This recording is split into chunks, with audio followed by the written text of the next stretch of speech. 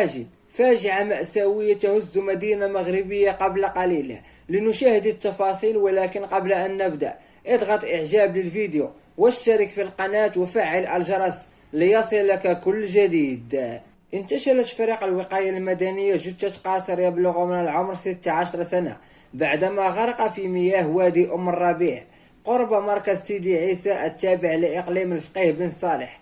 ووفق مصادر مطلعة فقد اختفى الفتى لفترة من الزمن، ما أثار حالة من القلق بين أفراد أسرته وسكان المنطقة. وبعد إبلاغ الدرك الملكي عن اختفائه تم العثور على جثته تطفو على سطح مياه الوادي. وعلى الفور تدخلت فرق الوقاية المدنية وتمكنت بعد جهود كبيرة من انتشال الجثة ونقلها إلى مستودع الأموات في المستشفى الإقليمي الفقيه بن صالح، حيث يتم إجراء التشريح الطبي لتحديد ومعرفة سبب الوفاة.